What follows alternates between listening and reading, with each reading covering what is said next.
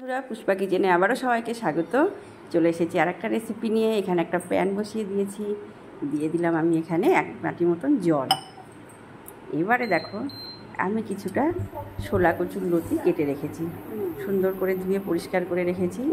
এবারে দেখো, এখানে এটা আমি একটু ভাপে বসিয়ে দিলাম, দিয়ে দেবো একটু সামান্য একটু 1/2 চামচ মতন লবণ দিয়ে ঢেকে দিলাম। মিনিট 5 এটা বয়েল হওয়ার পরে আমি এটাকে নামিয়ে নেব।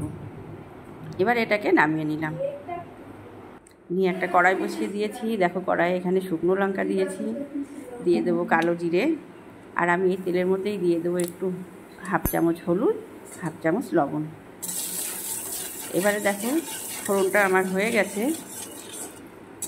এবারে যে আমি ছোলা কচুর লতিগুলো ভাপিয়ে রেখেছিলাম সেটা আমি দিয়ে দিলাম, দিয়ে খুব সুন্দর করে হালকা করে ভেজে নেব। খুব বেশি নাড়াচাড়া করব না, খুব হালকা করে ভেজে নেব। এবারে দেখো, সামান্য একটু মিষ্টি দিয়ে দিলাম স্বাদের জন্য, তোমরা চাইলে দিতেও পারো, নাহলে স্কিপ করে যেতে পারো। এবারে দেখো, সুন্দর করে লাল লাল করে ভেজে নিচ্ছি। প্রায় আমার ভাজা হয়ে এসেছে। তোমরা যারা আমার ভিডিওগুলো দেখছো নতুন, অবশ্যই সাবস্ক্রাইব করো, শেয়ার করো, কমেন্ট করো, জানিও কেমন হয়েছে। দেখো, সুন্দর লাল করে ভাজা হয়ে গেছে। এবারে আমি একটা ব্যাটার করে রেখেছি সর্ষে পোস্ত আর 2টো কাঁচা লঙ্কা, সেটা আমি দিয়ে দিলাম। এবারে আমি এই ব্যাটারটা দিয়ে খুব সুন্দর করে আবারও একটু নেড়ে চেড়ে মিশিয়ে নেব। এটা গরম গরম ভাতের সঙ্গে খুব সুন্দর একটা নতুন রেসিপি।